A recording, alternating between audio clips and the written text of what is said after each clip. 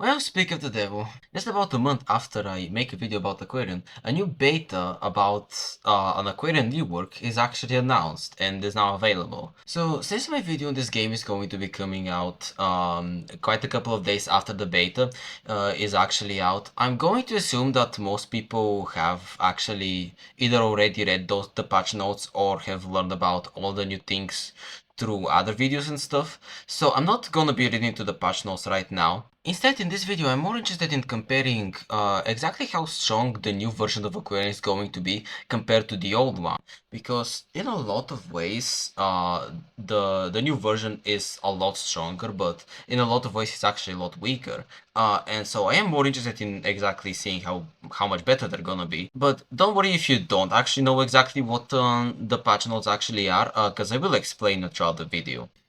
So the way I'm actually going to do that is I'm going to play a game with Aquarion on every single one of the map types in the game, because Aquarion now will behave a lot different in all of them. And these are against bots, obviously, because well, because this is obviously a beta, and I doubt I'd be matched with another person actually playing in the beta. But I am going to obviously test exactly how well in comparison Aquarium will be. I'm gonna set 4 bots. I mean, obviously on crazy difficulty. Gonna set them 4 bots on continents.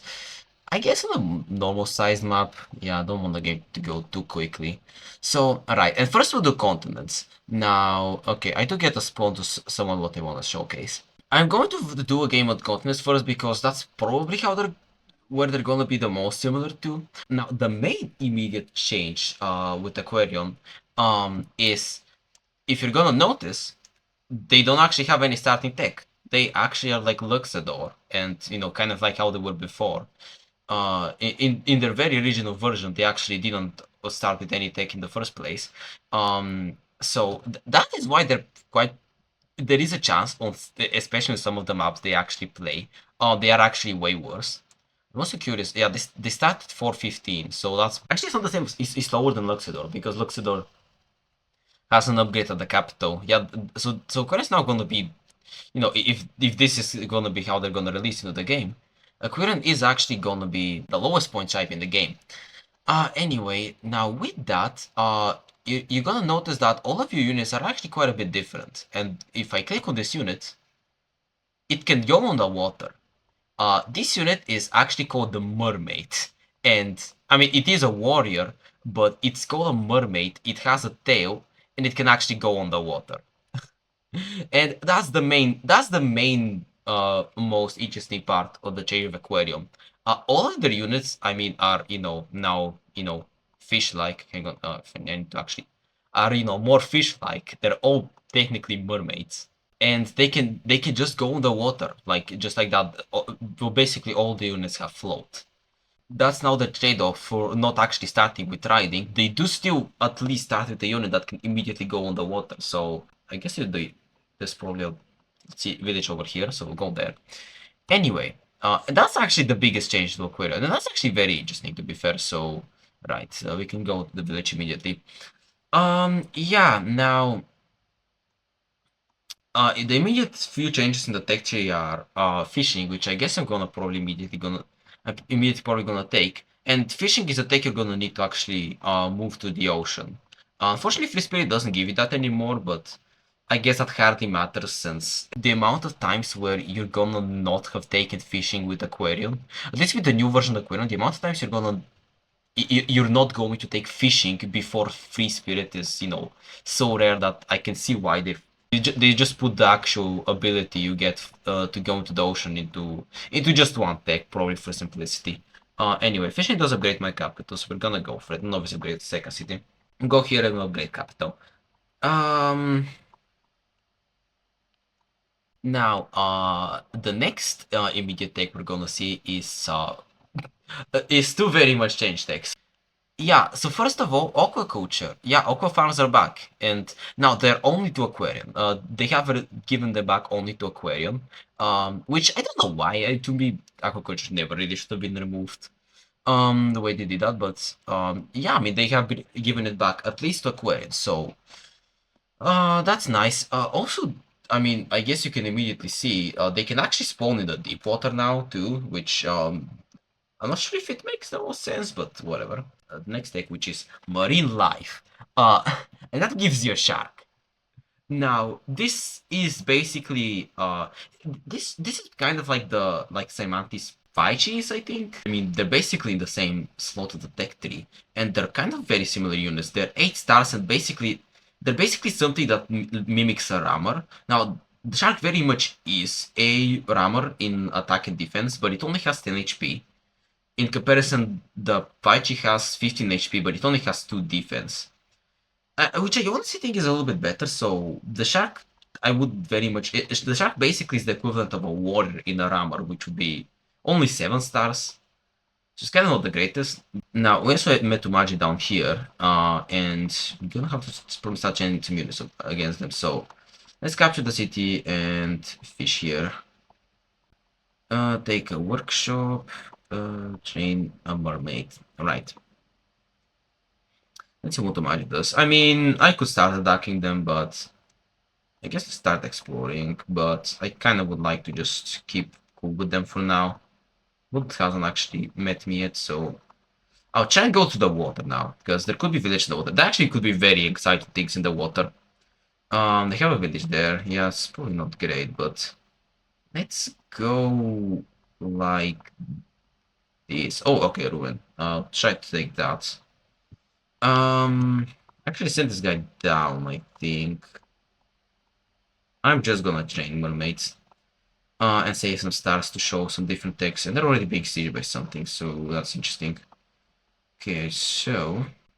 Okay, there we go. Well, now, okay, this already is showing, the normal strength of Aquarion. Even without riding, even without, the super fast units, you can still go on the water.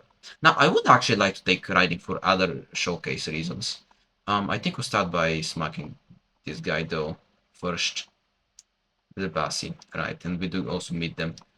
I actually do want to pick up riding, and I actually kind of would have liked to have a city upgraded, but whatever. I guess I can maybe upgrade the city if let's see. Okay. Right, let's see if Marine Life. Well, I already got the tech, so that's cool. We go navigation. Navigation also gives you some very interesting crap. Well, I actually would like to have some more space at my capital. Let me just take some kind of more stakes first.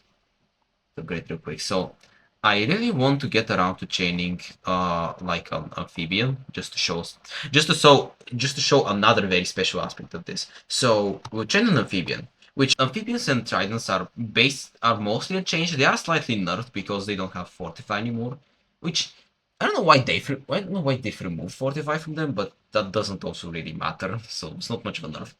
Now, they are unchanged in that they can move through water in 2 tiles, and but at the same time they're actually blocked by land. On land they can only move 1 tile, so these units are actually kind of unchanged. But I went a turn, and next turn, oh, okay, the boss is gonna smack my warrior there. I don't know why they were so mean to my poor warrior, or whatever. Now, there is something very interesting with how this amphibian is gonna be able to move. If you can see, well, actually, this forest is not a good example. Still, you can see the amphibian is able to get to this tile in the forest. This is genuinely really this forest is genuinely really annoying because, yeah. Anyway, this amphibian can currently get to this tile over here to this forest. Now it does go through this land. Now, that is because that is specifically Aquarion terrain. Now, it doesn't go to these forests right here because they're forests. They give it movement penalty separately. Yeah, I want to chop a forest just to showcase you. Yeah. The amphibian can move through terrain over here. Now, that is only basically for Aquarion terrain in particular. And it's because Aquarion terrain now has this flood attack. It basically acts like both like water and land. So if you see, these Zebasi warriors can obviously stay on the land, right? But this Aquarion can also move through it as if it's water. And we're gonna see later, other water units can also move through it. So it's basically, this land is basically both water and land. So yeah, that's the other, I think, main change to Aquarion is this. And the way you can spread the terrain, we go into that tech. Honestly, I think I'll just upgrade this and... Actually, let me take an explorer here and meet Wenger. Banger real quick. Alright, yo, 7 stars. Oh, and Shinchi too, sure. Cool. That's our 4 opponents, right? Zebasio, Magi, Wenger, and Shinchi. So yeah, cool. Now, there's gonna be lots of land that we can just pick up here in the water, so that's gonna be good for us. Now, I guess I guess I'm gonna be fighting Zebasio. Let me go here. Oh, actually, okay, I might as well also think chain a shark, right? And we're gonna see. So, um, yeah, I'll chain it here. I'll chain a shark here, the mermaid here. Okay, on the turn, I'm gonna have to watch these two bots like battle out a little bit, but um. All right, so yeah, now sharks again, they're I did say they're just like paichis, and just like paichis they can only move through water, and they can only get on cities. The only tiles of land they can actually step onto are cities, right? That are next to the coast, and they can siege them. Which honestly for the shark kind of feels weird, but yeah. Now at the same time, the shark, obviously, again I described this is both land and water, so the shark can actually move can obviously be on this land here. Now, again, the shark can't, go like over here and step on this farm, but it can move through my flooded terrain. Now, I also really want to showcase waterways because, I mean, first of all, that's now, the roads that they have, in which, Aquarion is also going to be another child that doesn't have roads. Instead, they have this atolls, which the atoll is basically like Cymantis mycelium, but it also works instead of it doesn't have the ability to heal. Instead, it just gives you one population. So it's kind of like the outpost that Polaris has. It just gives you one population when you place it, but in terms of like how it works, it's basically Cymantis mycelium, but again without the healing. So it gives you that, but it gives you something even more special, which is flood. That basically gives your units the ability. I'm gonna research it. That basically gives your units the ability to flood. And that turns this terrain into flooded terrain. And so that, your shark, now, shark currently, there's obviously a warrior here. But yeah, the shark will actually be able to get onto this land here. That's another, the other really big part about the Aquarian change. They have like special terrain that they're gonna, be able to move through way more efficiently. And they're gonna be able to spread it. They're gonna be like a pseudo Polaris, basically. So back to, smacking Zambasi. Capture here, and I'll have the shark capture here. So though you will note, mountains can, even though this obviously is an Aquarian mountain, mountains technically can never be flooded terrain. So they're always, I guess the idea is they're always like, sticking above the water. So your shark will never be able to get onto a mountain. Now, I'm going to capture this ruin, and there is a chance something very special thing is gonna happen. Yep, it is happening. So, Aquarian now, and that is actually like now a first in the game. Aquarian has a special reward they can now receive from a ruin. That's only unique to them, and that's the Lost City. If I click OK, this turns into a city. Which, I mean, sure is cool. You find your, underwater city. I am not certain with exactly how good that is. Now, I think in most cases it's like probably gonna be the best result they can get. This city now it's in the middle of the ocean, so it's kind of hard to upgrade it. And this is a level 3 city with a wall, but it only produces 2 stars a turn, which is technically lower than what a level 3 city should be even able to produce. So that's something kind of pretty odd. Though obviously even it just producing only 2 stars a turn feels like it's very strong. But yeah, and I'm trying to decide like so basically it this reward gives you 2 stars per turn. And I'm trying to decide exactly how much better that is to compare to like 10 stars immediately. We captured this city, and I think we upgraded even though no, I don't think we really need units right now. Let's just upgrade the city. The way I'm gonna keep this guy on the starfish. So what they're probably gonna want to do now, the boats are fighting each other down there. What they're probably gonna want to do now is we're gonna want to get a warrior here or a unit here that can like flood the tile in order to have our shark be able to get to their capital. The thing is, the shark can also move through here, so maybe we'll do that instead. In fact, I think we can actually siege. I'm not sure if there's a point because I think he can also siege. So, right. Let's not, I guess now. I wonder what Maj is doing here. They have a wall. Well, I guess they're probably sieging this, right? I don't know actually. Okay, well, let's keep moving our units. I wonder what to take. Now, I did get marine life from the ruin. I guess I can't unlock navigation yet, so we'll wait on that, because navigation also gives you a pretty wild unit too. I mean, I honestly think I prefer to just heal the shark, honestly. Honestly. I'll train another amphibian here. And I'll train... Let's do a shark, I guess. Sure, fine. I guess next time I'll go for that. Right, first of all, let me see. Navigation. So, obviously this still gives you the ability to gather stars and all that stuff. They still with date, that's the same. Now, on the other hand though, this obviously gives you another unit. And it's Yeli Berry. I don't know why they named it that. I personally think I'm just gonna refer them to as jellies. But yeah, this is a very interesting unit. I guess if you can see from here, it's 15 health, 0 attack, has 3 defense, and has tentacles. Now, I think the best way to actually explain it is gonna be to just to first chain and show it. But that's gonna come a bit later, so whatever. I will research this. And finally gather that star. Now, can I siege here? Yeah, I can actually. Oh, that child died. I don't think he was dying, but whatever. Kill this guy. That's a veteran. Okay, cool. Yeah, I guess I'll just kill this guy with this. Let's go continue exploring down here.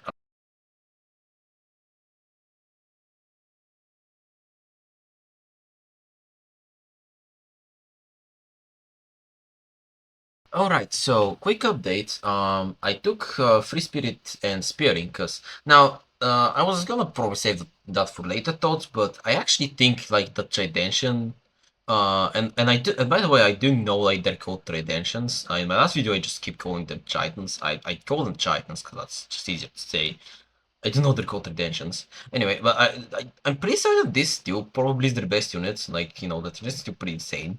At the same time, Scince is just starting to attack me now, and I think against them would be actually the good opportunity to chain the the jellyfish.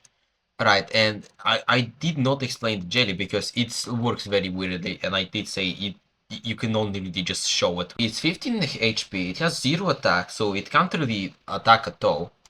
It has Steve at the same time, which is strange, because usually you wouldn't need the Steve tag if it already has 0 attack, but whatever. It has 3 defense, 2 movement, 1 range, whatever.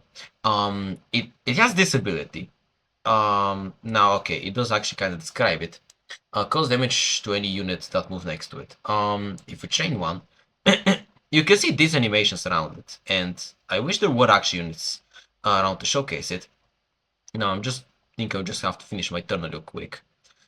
We can start building up Scince, but you did see there, jellyfish, I mean, obviously, it does damage to everything in its range. And if I move it, it damages this like that. Oh, it actually even reapplies damage.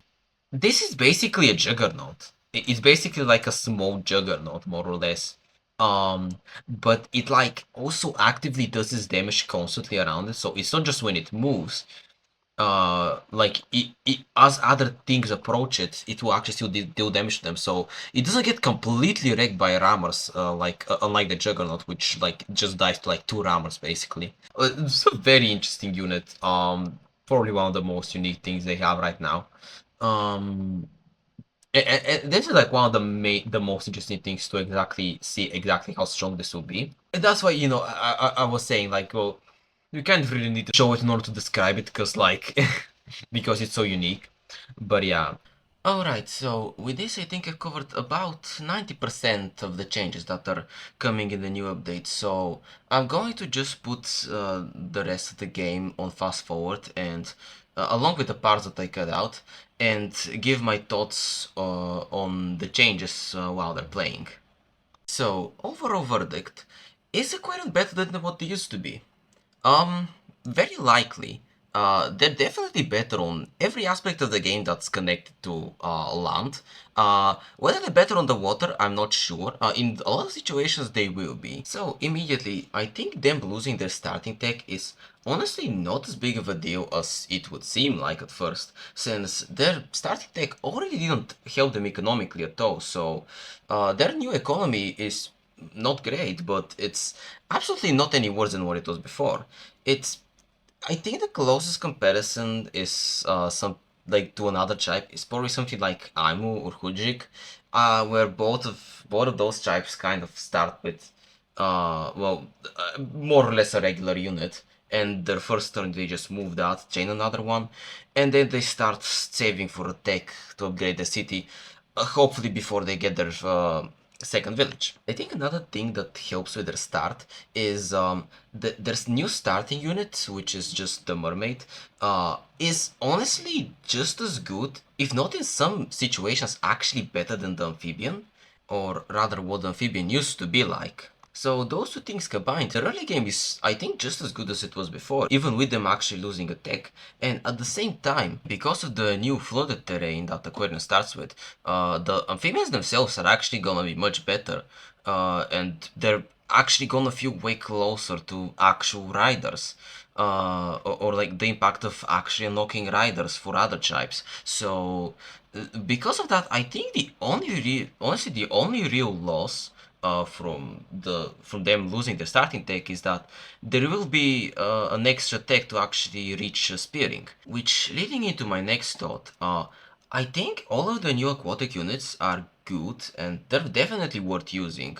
But I think that the Redemptions are still going to be the Aquarian's strongest unit, which I don't think is a problem, but the Redemptions are definitely the unit of choice when it comes to attacking other tribes on the land, since, I mean, obviously your actual aquatic units don't go on the land. So you absolutely need to get, well, unless it's in the early game and you can do it, and you can just attack people with amphibians, you will absolutely need the Traditions if you actually hope to attack someone on land. But I mean that does figure. Obviously the aquatic units are more meant for actual aquatic combat. But I honestly do think that even on maps like even on a map like Waterworld, the best unit you would still ultimately want is still gonna be the Redemption. Now, I not only don't think that's not a problem, I think it's actually by design. The reason why the Titanians are so powerful is, the pretty clear glass cannon units, right? Like high attack, low defense, low health, but they're also super maneuverable, which is actually what makes them so powerful. But obviously their weakness is their low defense. And both of the aquatic units that are released are clearly useful defensive units. Now, the shark less so because it's obviously just a rammer, but it's still has 3 defense. It's more than the attention, and it's something because it's a melee unit. You're obviously incentivized to send it forward. The shark less so though, but I mean, obviously the jellyfish is clearly designed with the intention of establishing a zone of control. So it's honestly, I think, by design that the Dash is still the most powerful late game unit, and the new aquatic units are actually more there to support them by just being something that can actually help you defend your redemptions. Now, to be fair, I think the Shark also is meant to be more of a mid-game option of a unit than something you'd necessarily want to spam late game, since it's pretty clearly meant to be more of a unit that you can reach quicker than your other options that are meant for the late game. Obviously, on a watery map, you'd actually very much need to take fishing anyway, and then the Shark, you can just grab it immediately, instead of trying to work towards the Tendentions, which are ultimately more powerful, but they're at least gonna be more of a save up that you're at least going to consider whether or not they're gonna be needed. I lastly do have something to say on the whole flooding action. Something I alluded to earlier, in that I don't think currently trying to use it is very viable, and I think it should be changed, but I will save a more detailed explanation for when I get to the Giants map.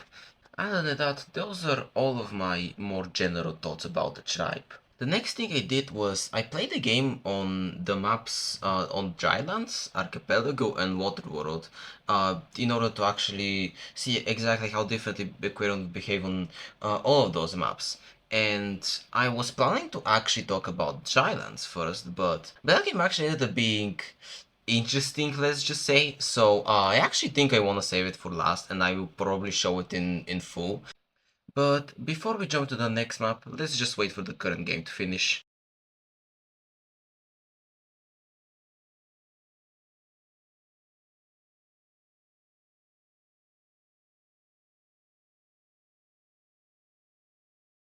So the first map I want to talk about in particular is going to be Archipelago, which honestly may be the most important map since Archipelago is Aquarion's best and really only good map, and again they're actually probably the best tribe on said map. I mean that's literally what my video a month ago was actually about, and Archipelago is also the main map where the starting unit, the amphibian, is actually very important and is the main reason why Aquarion is actually so strong on Archipelago. So, Archipelago is the main map where actually the new starting unit, the Mermaid, is significantly worse than the Amphibian that they used to start with. Now, exactly how much worse will Aquarion be because of this change? I'm not sure. I don't think it will be too bad. The main reason why Aquarion is so strong on Archipelago is because their starting unit can actually immediately go on the water, and thus they can immediately cross and find villages in actually an optimal way instead of being constricted to the land. And the mermaids do still allow you to do that, they're just slower than the amphibians, so Aquarian will probably still expand quicker than other tribes. They just will be slower than what they used to be. And the only real exception may honestly be Polaris, which also kinda has a similar unit that can just kind of move through the water in the early game. And that's the only tribe that can even really compete with Aquarian's early game expansion. But they should still theoretically be quicker. Again, the Moonies cost 5 stars while the Mermaids cost 2. Anyways, early game expansion isn't actually the main reason why mermaids are worse than amphibians. The actual thing that makes mermaids significantly worse than amphibians is in terms of actually attacking other players. Something I already actually obviously made a big point in the previous video. One of the main reasons why Aquarian is actually very strong on Archipelago is because that's the map where they don't actually really even need credentials or anything to win the game. They can just beat other people up with their early game amphibians. And honestly, I mean, that's probably still true, but yeah, you now have to actually take the extra tech in order to do that, which may take longer, which may significantly slow you down. In the game that I'm showing, by the time I took riding, the amphibians were already completely insufficient in order to, like, even kill any one of the bots. Of course, it doesn't really mean anything, because that's a game against bots. But still, it may be somewhat indicative of what would happen in an actual game. Now, there are changes that are actually in Aquarian's favor, like access to deep water tiles. It's containing probably the first stake you're actually going to take, and that could help with things like getting ruins and stuff, especially with the new ruins that give you a lost city, which more on that later, but the cities are really good. That's definitely the option you want the most, and that's gonna help. Now, another good thing that comes from fishing being your usual first take of choice is the accessibility you have to your aquatic units. And yeah, I did just say that the aquatic units are inferior to the tritons, but I did also say the shark could be good as a mid-game option, and yeah, I very much think that's exactly the case. I do think that Archipelago has enough water to where the shark can actually attack on most places where you would need it to, so I think that's gonna make it actually like very viable as a mid-game option, and maybe even the main thing you take if you actually want to eliminate a tribe or kick them off the water early on, instead of actually trying to go for tridents. The way I will also say it does tend to get zone of control sometimes pretty badly depending on exactly how the map's generated. So there are also times where I feel like it like I can also imagine scenarios where they're not very practical just because of the particular generation, so I'm not sure. But I do think there will actually be good options on Archipelago, more as an in-between unit to your Tridentions. The jellyfish, on the other hand, I don't necessarily see as being too useful on Archipelago. I could be wrong. Maybe there is a situation where you do really want the zone of control, but I don't really see that being something that important on the map.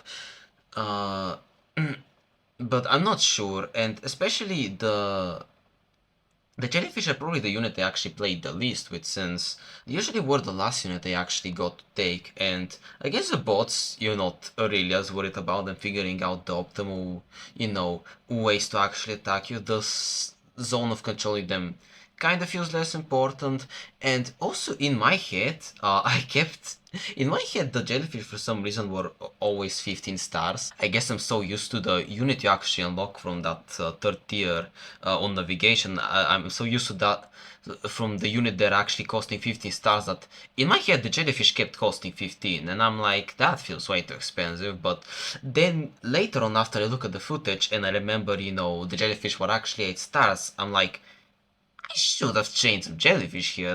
Those would have been really good in such and so situation.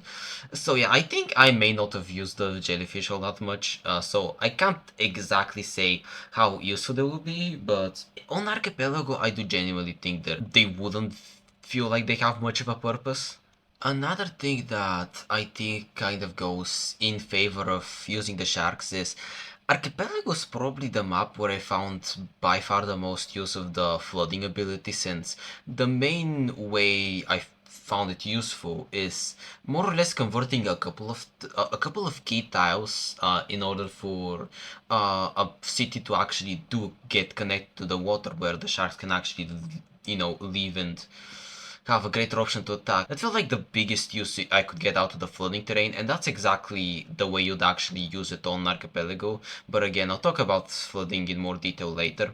Now, I'm not sure if the sharks are strong enough to make up for the loss of not starting with amphibious in the early game, but honestly, whether they do or not, I actually think Aquarius gonna feel a bit better to play than before.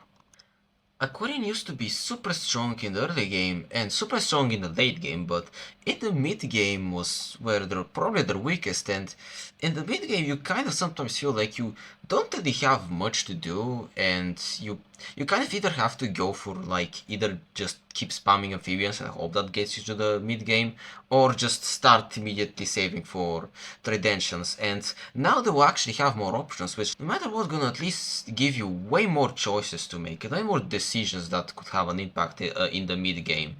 I'm not 100% confident in the Sharks actually being strong enough in the mid game to have them still be able to be on the offensive, but even if they don't, transitioning into the late game should still feel more natural.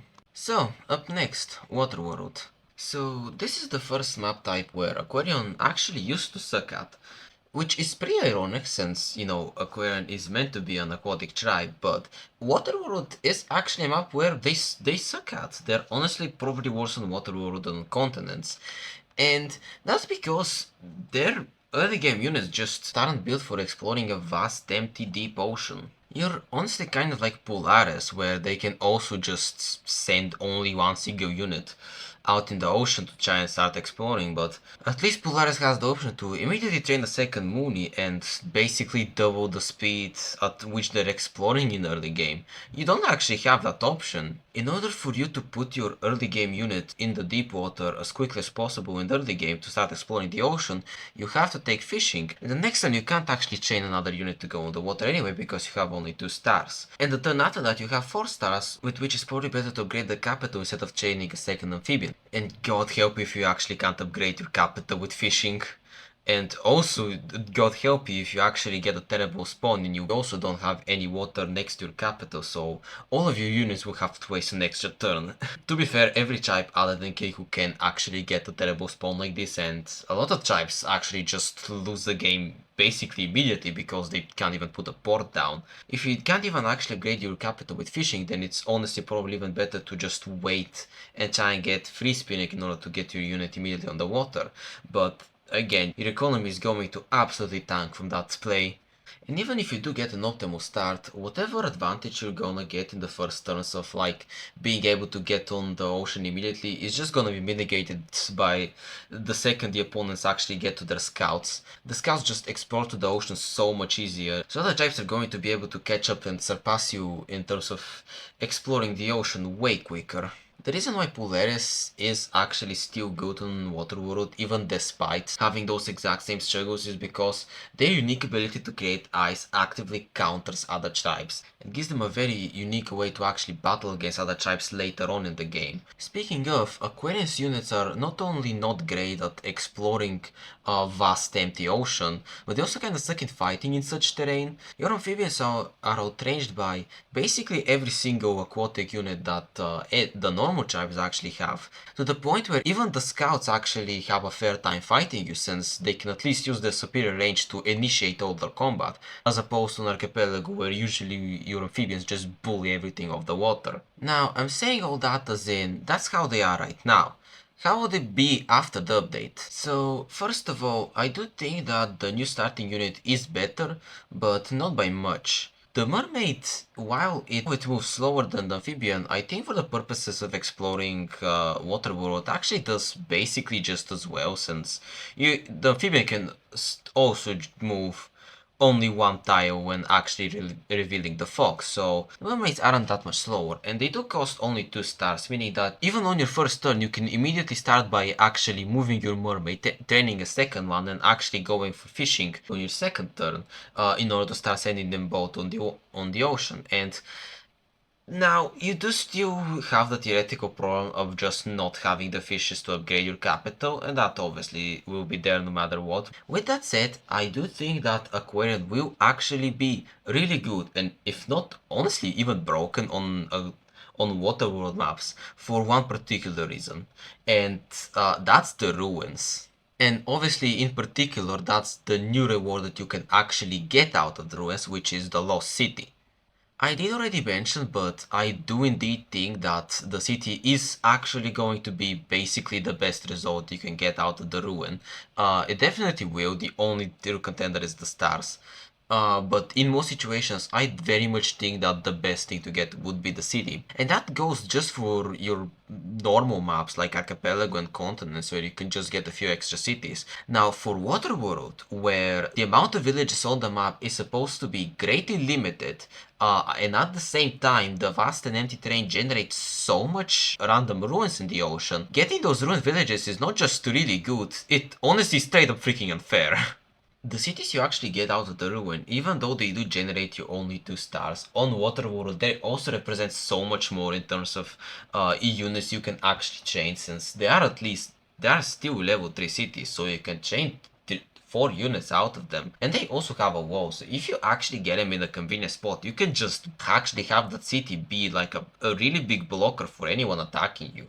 And also this currently like something pretty weird with them, which I'll get into later, which also kind of makes them a pain to capture as well. I did only play against bots, but honestly, they feel absolutely unfair. Like, it feels like Aquarion, depending on the amount of ruins that you actually generate and you can actually get to, Aquarion may just amass an army of random cities, just happening to obtain like more than twice as much as anyone else on the map. Another thing that currently really helps with that, and I'm not sure if that's staying, but in the current playtest, if a ruin can give you a water, if a ruin can give you a city, and the prerequisites are the ruin has to be on the water, shallow or deep, it doesn't matter, but it does have to be water, so flooded terrain won't work.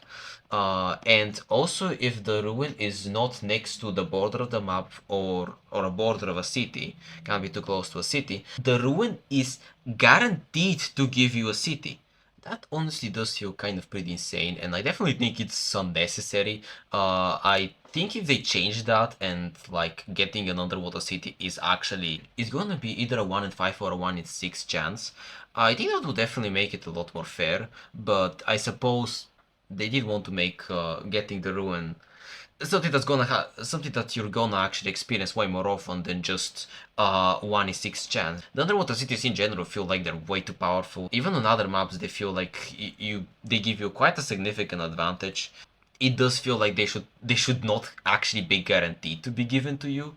Also, one small note here, but the way that the ruined cities currently generate actually creates a bit of a problem, since when you actually unlock a ruined city, that tile becomes, well, the city, so that's the city is Aquarian cities are actually always flooded terrain. That city is obviously land, but the rest of the ocean around it isn't changed. Meaning, if you just get a ruin that's randomly in the middle of nowhere in the ocean, which again, very common on Waterworld, that is just going to be a single piece of land with only deep ocean tiles around it, which is a bit of a problem since if another tribe actually tries to capture it, well, another normal tribe, Polaris obviously won't have a problem. If another normal tribe actually tries to capture that city, they basically cannot use it after that, because since obviously it's all deep ocean terrain, and you literally most tribes literally cannot really interact with deep ocean terrain. That means other tribes cannot put a port. They cannot chain units out of it, and they can't even get whatever unit they actually capture the city with is basically stuck forever there. It literally can't really do anything, more or less, until Aquarion actually tries to recapture the city. It's a bit of a problem. In the footage, the giant that Shinchi actually captures my city with is now basically just stuck there. Other tribes that capture the cities can basically just have a giant or any big unit that they actually, try and use to capture the city. They can actually just have it stuck there, and they can't really do much. To be fair, that's something that I'm assuming probably needs to be reworked in some way. I don't think that's a normal. I don't think that should be in this game, so I don't expect that to stay. But like the way that the underwater cities currently are absolutely broken. That city that you get through the ruin very often will be useful only to you in particular, only to other Aquarians, and I guess Polaris. Polaris can also use that city just as well as you, but most normal tribes won't even be able to actually get any use out of the city. So the way that the cities currently are, I think, is a little bit broken, and I mean, I definitely expect that to change. So I do not know exactly how you fix that issue with the city. Like, I think when the ruin actually generates your city, it probably should generate some shallow water terrain around it too. I'm not sure if that's feasible, but I'm assuming in some way that must be changed. So as broken as I do think Aquarium is currently on Waterworld, I don't think that would really stay in that way. But moving on from just the ruins, I do suppose Waterworld is also the main place where the new aquatic units will shine the most, obviously, since obviously that's what they're built for. And I do think they'll actually be good. I do later on in the game start using a lot of sharks and jellyfish, and they actually do seem very powerful. I already did mention that Aquarion was actually weak fighting other tribes on Waterworld because the units just aren't built for it. Now, that's not actually necessarily true because the unit I meant in particular is the amphibian. But the Redemption can actually still compete with the normal aquatic units. They're just hard to unlock, and you're not gonna have them in the early or the mid game, and you're gonna have to figure out another way to fight before you unlock them. And again, that is exactly where the new units actually come into place. As I already mentioned, I think the Shark will actually be now your mid-game unit that you can actually try and unlock and at least compete in the mid-game. And yeah, I mean, they seem like a fine option there.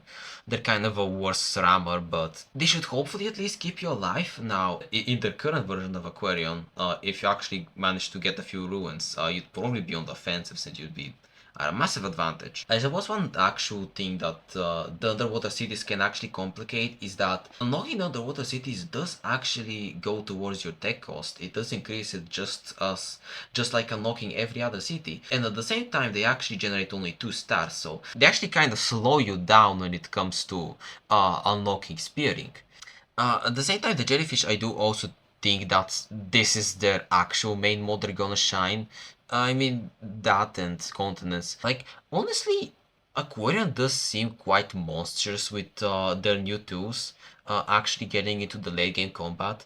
If it wasn't for the ruined cities, which again I don't think will stay in this way, I'm not sure how consistent they will get to that position, so I'm not certain exactly how much of a problem Aquarian would actually be, because in the late game, just with the Tridentions, Aquarian was already very capable of like fighting and even overpowering almost every other naval unit, and now they actually have access to very powerful defensive units that can block other things attacking the Tridentions, so Honestly, the Aquarion may be pretty monstrous in the late game.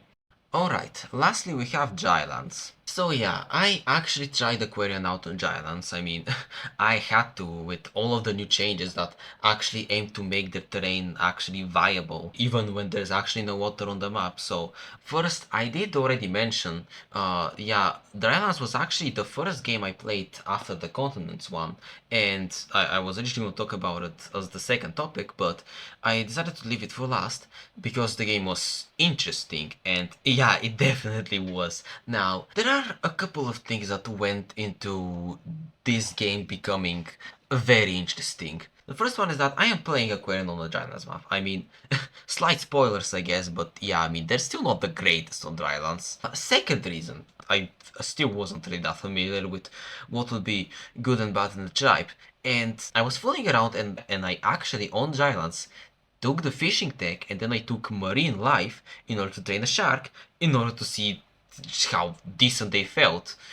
Just being able to go around an Aquarius terrain, and also to try and see if it feels worth to like try and convert the to try and fill the terrain or to get sharks to the enemies and all that stuff. So yeah, I am going to get into the flooding terrain later. No matter what, that is not going to be the most viable strategy if you're actually playing on dry lands. But again, that was the main thing I was actually trying to test. I had to try it. The third reason is that even with actually doing all this pretty silly shit, I was obviously being pretty distracted. I never really paid full attention to Polytopia, and obviously I goofed around and took the bots as an actual joke, as you normally do in Polytopia, but that leads into the last point is, do you see this Imperius bot right here? This is probably the best bot I've ever played against in Polytopia. They play almost as well as like a player that's like maybe around like 1200 ill or something. So all of that combined, this was a game against bots where I struggled.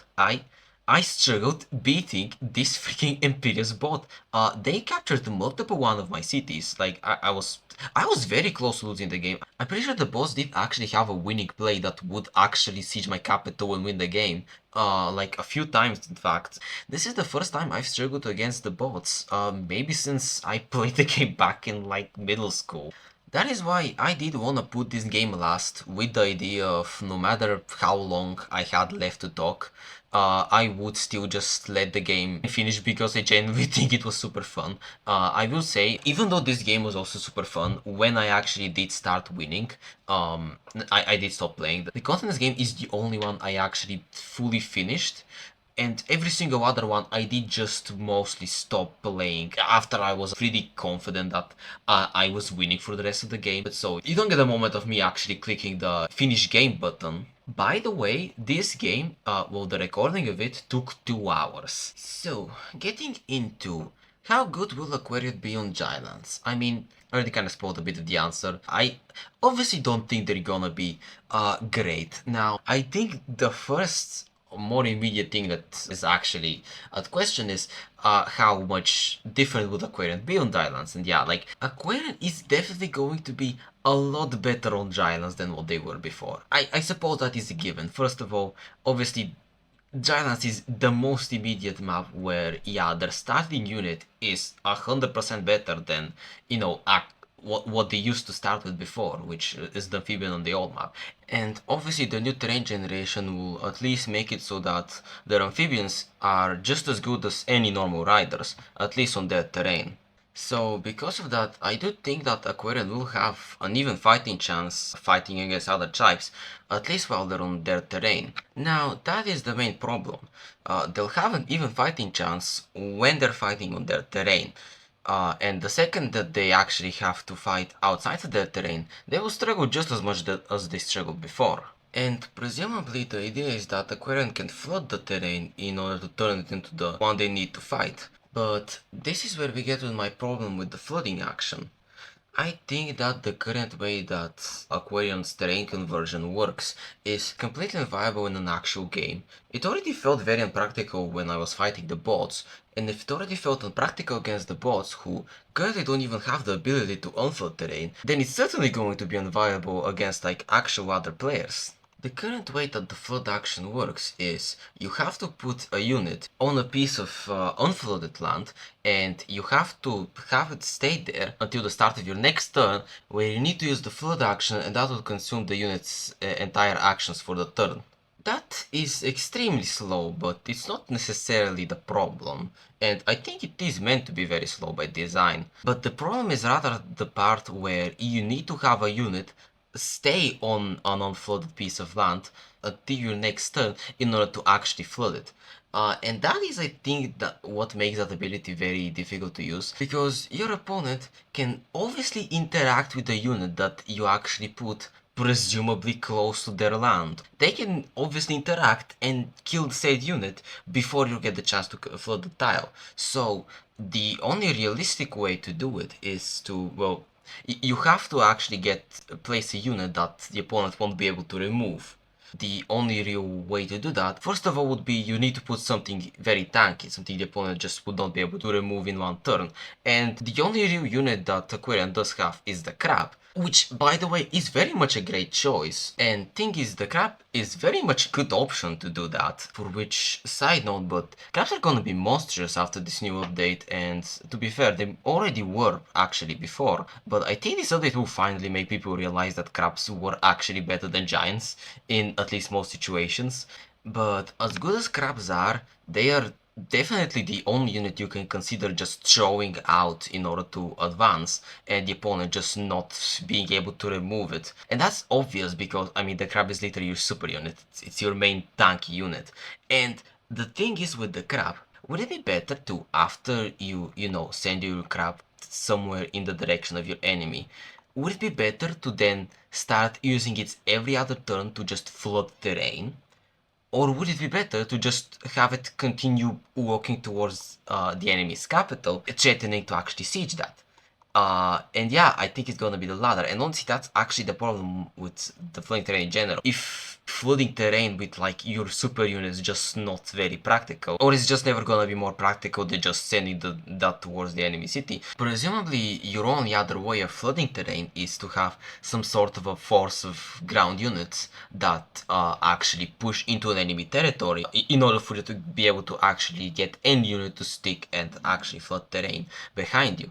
And again, that goes into a pretty obvious problem in which, in order for you to start flooding terrain in a direction of an enemy, you already need to have a ground force strong enough to be able to push into an enemy's territory. So, if you already have that, then what is the exact purpose of flooding enemy terrain? Now, obviously, the said unit that you'd use in order to do that would probably still be the Tridention. Again, the Tridention is your only more powerful unit that can even go on the land, and so just the current way that Aquarion is going to attack other tribes on dry lands, I think it will still just boil down to crabs and Tridentions slowly pushing into enemy territory, and the only real use you get out of the flood terrain is like occasionally you'd have like some amphibians in the back, which will occasionally flood terrain just to make the other Tadashas that you're training get to the battlefield quicker.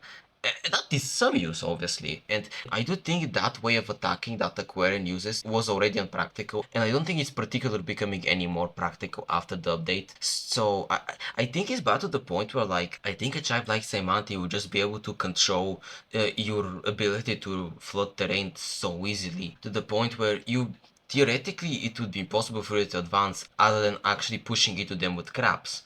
And again, crabs are very strong, but that's gonna be everything that Aquarion revolves around on drylands. The change I would suggest to make the flooding better is, I think they should change it in the same way as they kind of did with the making and destroying ice that interacts with Polaris. I think Aquarion should be able to move a unit onto a land and immediately be able to flood it, just using the attack of the unit. And obviously, of course, the same goes for other tribes. Should be able to do the opposite.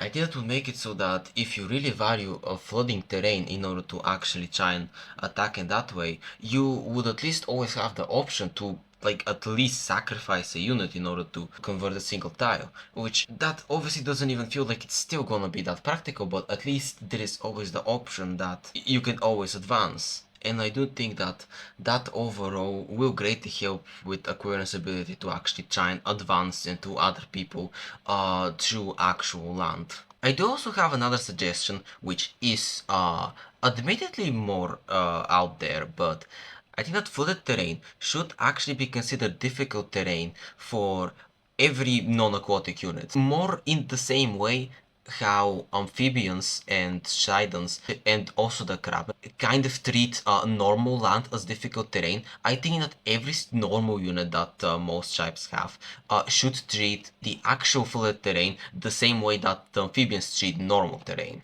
And honestly, I do think that this change actually makes so much intuitive sense. First of all, flat terrain is supposed to be, again, some sort of a mix of water and actual land, where I'm assuming what it's meant to be is that there is water there. Like, obviously ships can actually exist in that terrain, so it's water, but presumably the water is so shallow, it's even shallower than actual shallow water, presumably so shallow that normal units can also move through it. That implies that all the normal units that can actually exist on that terrain, they basically fight in they basically move and fight through terrain that like is water up to their waist or something, right?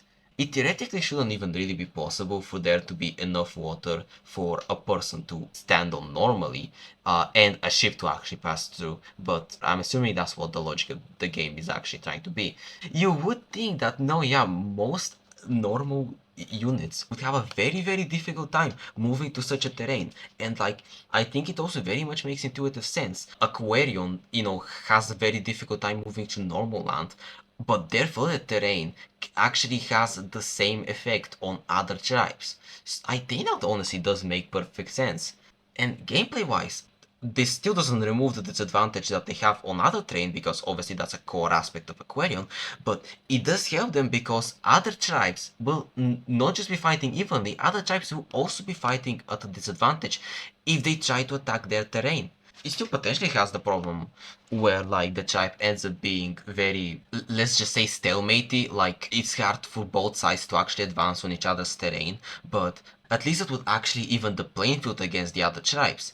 And another thing that could be even more important is, I do mean that the flooded terrain would be difficult terrain in the same way as land, meaning that things like roads won't work. Again, just how Aquarion before, when they did have access to the road stack, even if they actually, tried to use their actual roads on land, that didn't help their amphibians and tritons. The roads did not help them, and they still could only move one tile on land. And I think that in the same way, other tribes that would try and go through Aquarion terrain, putting a road on the flooded tile, I mean, realistically, maybe it shouldn't even be possible, but even if it was, it just should not work. Intuitively, I think that also makes perfect sense, since the point of a flooded terrain is that it's literally mostly covered in water. So exactly what kind of logic does it serve that a road being put on such a terrain can actually help your units move through? That absolutely doesn't make any sense. Both just intuitively and like, how can you even possibly build a road on such terrain? How can another tribe even possibly do that? Like, sure, if anything, I'd imagine Aquarians maybe having the possibility of doing that, but if they don't, then how can a normal tribe actually possibly achieve that? That also makes it kind of weird, and it still would interact kind of weirdly with filling up the terrain, because the current way I actually imagine such a system working is, which again, that to be fair does still go kind of counterintuitively to what I'm saying, but I would imagine the way it works is you can still build roads completely normally on flooded tiles the same way you would before, but it's just they would not work, and if you actually fill up that terrain, they would work normally. I think gameplay-wise that system would actually feel cohesive with how roads should interact with flooded terrain if it actually kind of applied the same rules as before. And that also, by the way, won't just block roads, it would also block the creep ability. Now Aquarion's scrap actually has creep,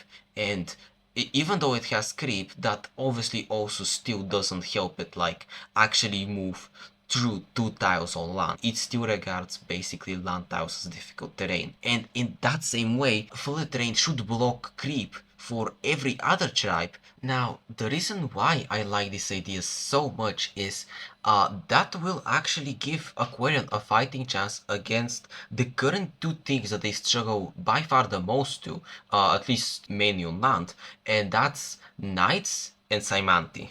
Now, to be fair, before continuing, I think I have to mention that Aquarian did just get one specific tool to actually try and fight against both of those things, and that's the jellyfish.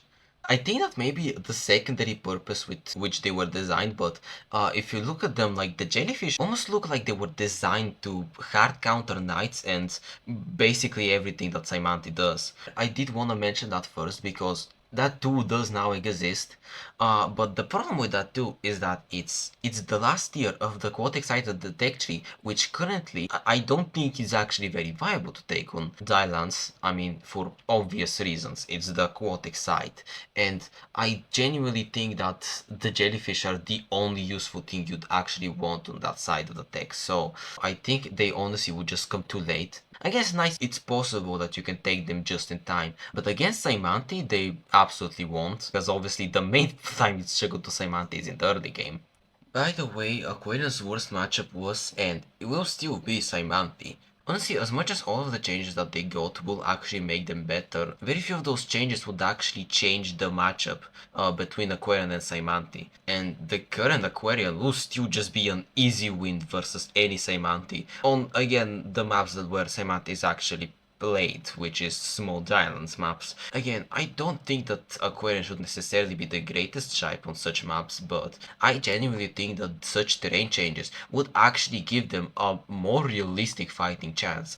By the way, these changes may sound like they could potentially make matchups against Aquarion, as I already said, stalematy. But if they actually implement this along with the previous change of units being able to convert terrain on the same turn that they move, that would actually make it easier in a situation where another tribe wants to attack into Aquarian terrain that is actually difficult for that tribe to move through. Honestly, I'm not sure if those terrain changes would even be that much of an impact against normal tribes trying to use knights, since I don't think it will ever be viable to try and, for example, target flooding specific tiles that actually have roads with them in order to block knights if those tiles are like mostly within like the control of the other tribe, since obviously the other tribe can just toss a unit in there and unfold it immediately. The main way I could actually imagine you trying to stop knights is hiding your units to toss further back into your own terrain so that a knight can't actually reach all the way to there. It will be blocked by the terrain. And in that case, if a normal tribe actually wants to do something about it, they will actually have to send a unit in there. I think that may not even necessarily be a problem for another tribe, since what you can already do is you can, for example, send like a rider or something that can already move 4 tiles, outraging even amphibians. And that can convert a tile of Aquarian terrain, immediately allowing you to place another road in order for your knight to actually be able to move 1 tile further, and that would actually end up using like 5 movement from the knight, which is like almost as much as its max. I do genuinely think that Aquarian won't be that strong on dry lands, but a good amount of that reason is still the main reason they struggled to before, which was Knights and Saimanti, and that change would actually help that. Anyway, so getting to the last few trains I've totally didn't quite finish in relation to drylands. I tried to actually go fishing and unlock marine life just to test how good sharks are on dryland, and yeah, obviously don't do this. It's kind of really a given.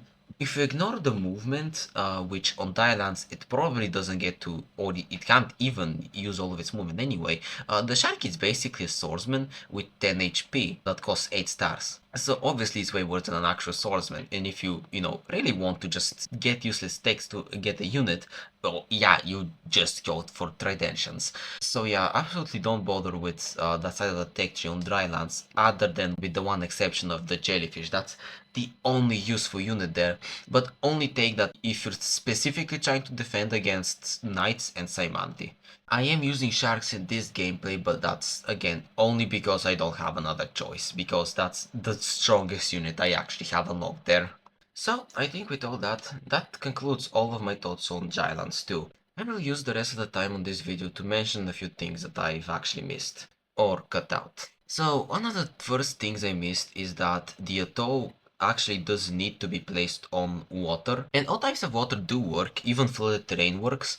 It's basically a mycelium that actually does need to water in order to work, not just in order to be placed, but the actual trade connections it establishes are also water-based connections as well. So you will have to also make sure that it's connected, at least through flooded terrain, to other cities. And not just other cities, it also does work by connecting with other ports. It's kind of strange because it can basically connect to other ports in the same way it would connect to cities and other mycelium. But again, the ports can also connect to cities separately if they're right next to them.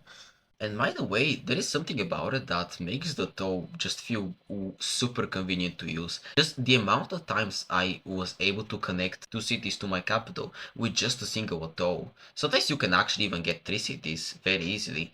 Makes them very easy to use. Another thing which I think I do mention later on, but I did cut it out at first, so sharks also actually have creep, allowing them to move through forests. And crabs got that ability as well. So I think a very noteworthy thing to mention is that a tile can't be both flooded and frozen. So if Polaris, just moves their Mooney normally and freezes terrain around themselves, that will just get rid of flooding in general. That actually obviously does actually make sense. Polaris will basically completely hard counter that, whole ability.